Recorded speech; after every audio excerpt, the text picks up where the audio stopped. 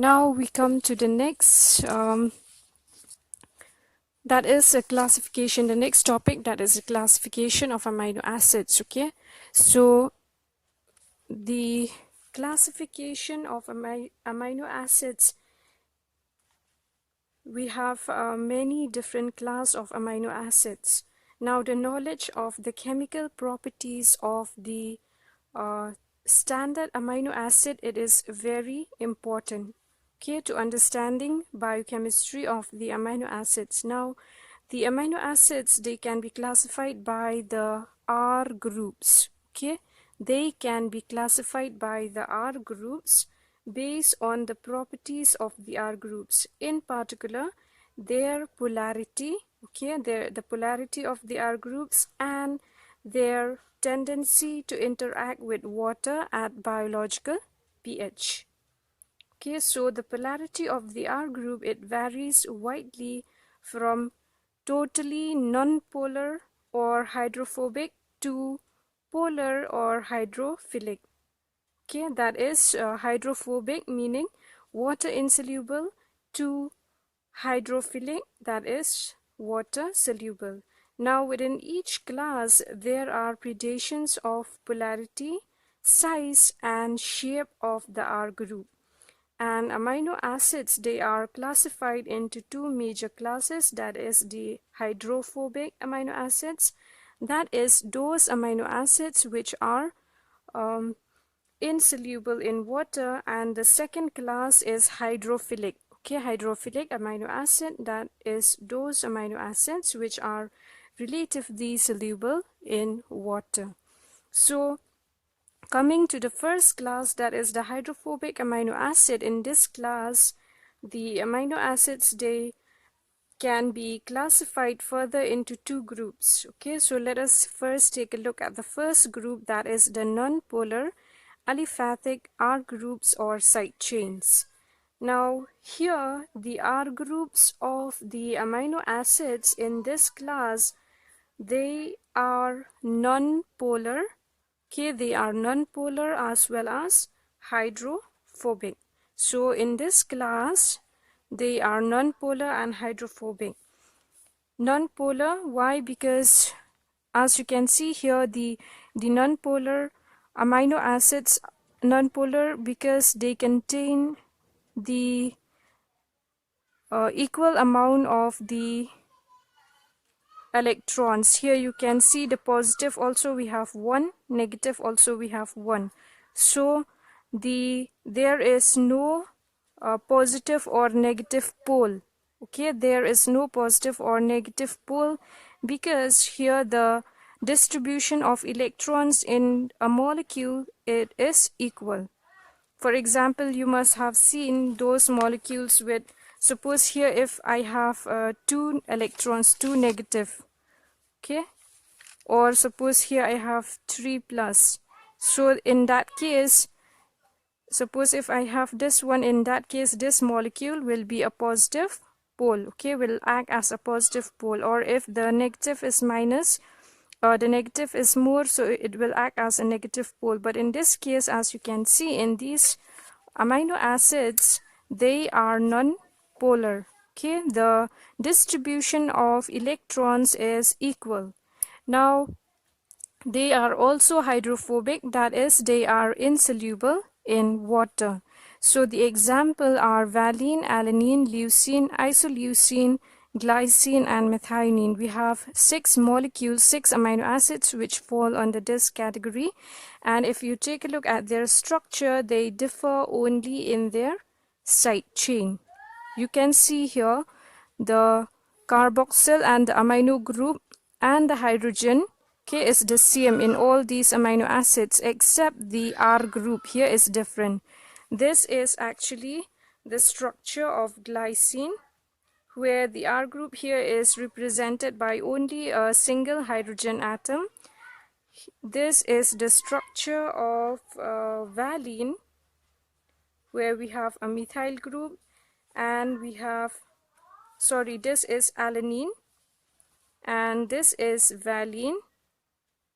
Okay, this is the structure of leucine, then we have isoleucine, and we have the methionine.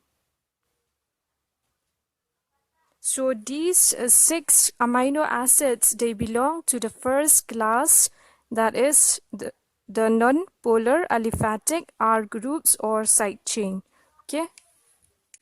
So the next class we have, okay, the side chains here of alanine, valine, leucine, and isoleucine, they tend to cluster together within a protein stabilizing protein structure, okay, by means of hydrophobic interactions. And as you can see here, that glycine is the simplest structure.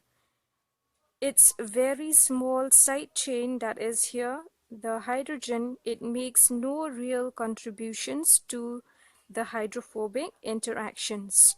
And methionine is one of the 2 sulfur containing amino acid. You can see here it has a sulfur atom, and this amino acid, it has a non-polar thioester group in its side chain.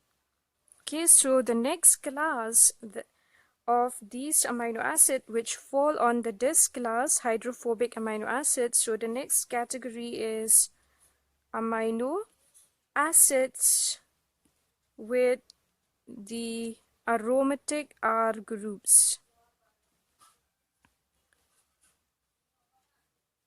Okay, with the aromatic R groups. Okay, for that I will show you this one here.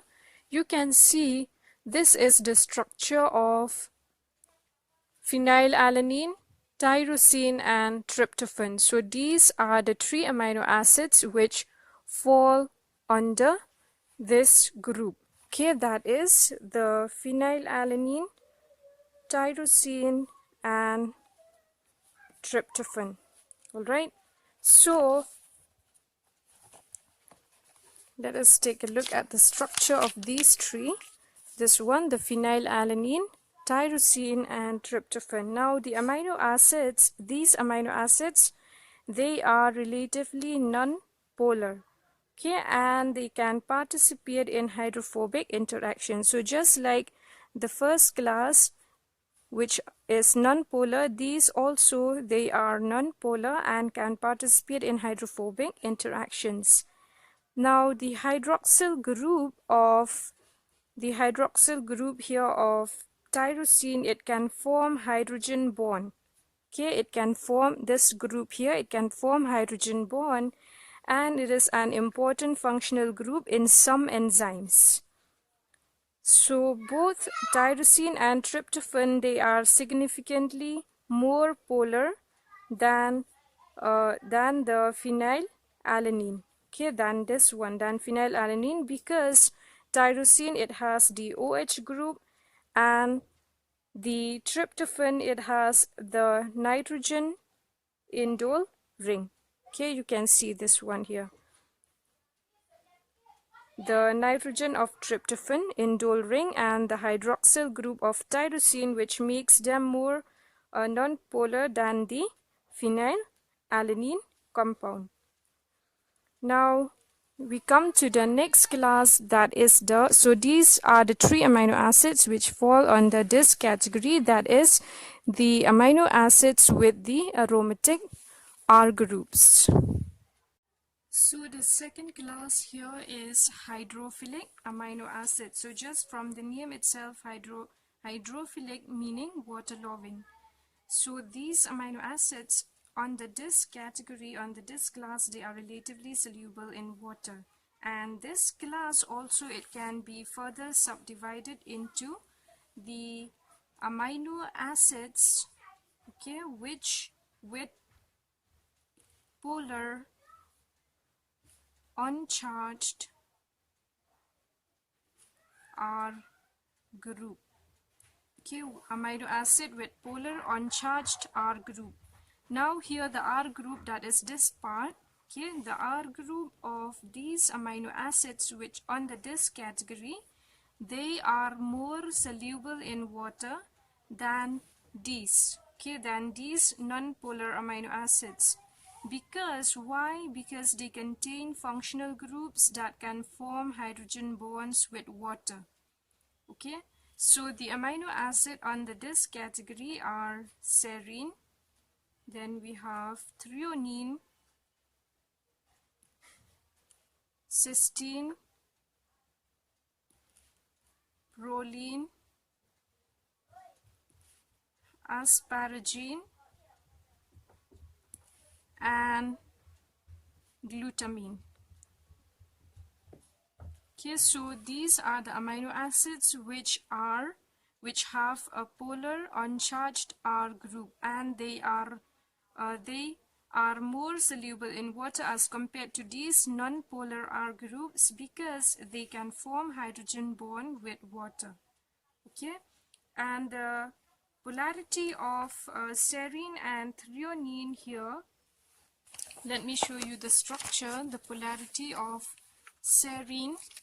Okay, just take a look at the structure of serine and threonine here. What do you see? The polarity of these is due to the presence of this OH group. Okay, and in case here also we have the OH group in threonine. In case of cysteine, we have the SH group. So due to these group, these serine, threonine, and cysteine, they are polar molecule. And in case of asparagine and glutamine, these two, it is due to the presence of an amide group. You can see this is the amide group, C double bond O NH2, C double bond O NH2. So it is due to the presence of an amide group in these two, the presence of OH group in these three, they are polar. But in proline, it is due to its distinctive cyclic structure. Okay, you can see clearly here it has a cyclic structure. So proline is polar. The polarity of proline is due to its distinctive cyclic structure. And here the asparagine and glutamine, these two molecules, asparagine and glutamine, they are the amides. Okay, they are the amides of two other amino acids that are also found in proteins, that is aspartate and glutamate. Let me just show you here. You will see the structure of the aspartate and glutamate. Okay, you can see these two here. Alright, this is aspartate and glutamate. So these two molecules, that is asparagine and glutamine, they are the amide group of these aspartate and glutamine. As you can see here, this is the amide group. Alright, whereas in so if you remember the structure of asparagine and glutamine, here in aspartate and glutamine, this group, it will be COO minus in both these structures. But you can see here in glutamine and asparagine, the amide group is present. So these are the amide of aspartate and glutamine. Next, okay, so the first group which falls under this category, hydrophilic amino acid, that is those amino acids which are relatively soluble in water. Alright, so the first class is amino acid with polar uncharged R group. So that means, as you can see here in all these amino acids, the side chain or the R group is uncharged. Alright, you can see clearly in all these amino acids, this R group here, which is shown in dotted color, orange color pen, you can see that they are uncharged. So the next class, it will be, as you can see here, the next class that we are talking about, okay, I did not mention about this cysteine. Alright, you can see that this cysteine molecule, as you can see, the spelling is different. Alright, Cysteine. This cysteine molecule is readily oxidized to form a covalently linked dimeric amino acid called cysteine. Alright, called cysteine, in which here, as you can see in this figure, you can see this is one cysteine molecule and this is another cysteine molecule. So there are two cysteine molecules. Alright, these molecules, they are joined here by a disulfide bond to form a cysteine molecule, and you can see the spelling here, Cysteine. Alright, so this disulfide linkage, as you can see, it plays a very important role in structure of proteins. So after this chapter of amino acid, we are going to discuss about different levels of structure of proteins. So in that case, you will see that even the disulfide bonds, it plays a very important role, all right, in structure of protein molecules, because these amino acids, they are the building blocks of protein. So when they join together through different bonds, not only disulfide bonds but hydrogen bonds and many other bonds, they play an important role in forming the structure of proteins. So you can see that whenever two cysteine molecules, they come close together, all right, so they will combine through, they will form a bond and will lead to the formation of this cysteine molecule, all right. They will form a bond through this disulfide linkage, because in these amino acids, a sulfur group is present. Okay, you can see here SH group, they combine to form the disulfide linkage. So next, the next class that we are going to talk about is the amino acids which has a polar charged groups.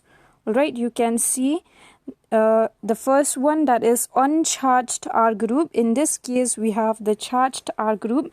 So you can understand that these amino acids, okay, one more thing, you can see even under this category, that is charged R groups, we have positively charged, and we will take a look at the second group, that is negatively charged. So positively charged meaning these amino acids here that you see, lysine, arginine and histidine, they are usually has a positive charge at pH 7, these three amino acid.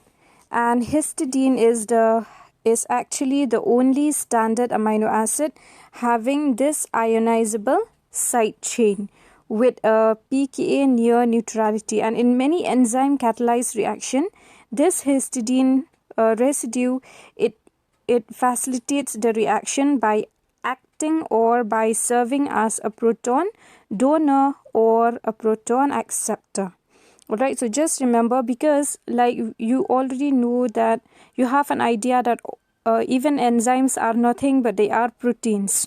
Alright, some protein, because we know that proteins, they have different functions.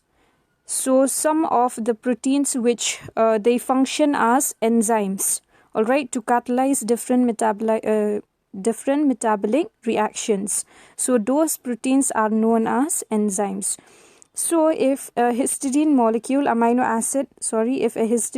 acid is present in that molecule of an enzyme, so you can see in that reaction, this histidine residue, it helps to facilitate the reaction by acting or serving as a proton donor or acceptor. Alright, it can accept or donate proton. And all these three molecules, that is lysine, arginine and histidine, just remember that they are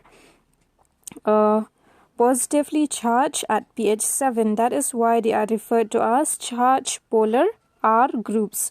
You can see that the R groups here, alright, you can see in all the three. In lysine, you can see in lysine also, here you have positive, here also positive, and one, that means 2 protons and 1 electron. So this molecule will be positive. And here also I have 1 proton, here I have 1 proton, and here 1 electron. So again it is positive. Even in this case you have this 1 proton and 1 electron. So it is positive. So the next class, it will be the negatively charged R group. So in this case, these amino acids which have a negatively charged R group, they are also acidic in nature.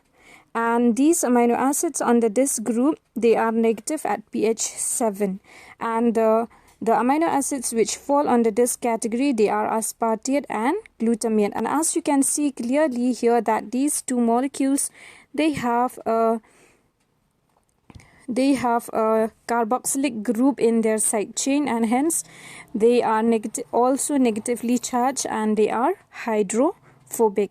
Alright, you can see here 2 electrons, this also 1, and this is 2. So 2 electrons and only 1 proton here, 1 proton here. So these two, they are negatively charged amino acids, and that is why they fall under this category, that is negatively charged R group. So we also have classification of amino acids on the basis of metabolic fate as well as on the basis of nutrition. Like for example, on the basis of nutrition, I had already mentioned in previous videos also, we have essential and non-essential amino acids. So we will talk about this in the next video.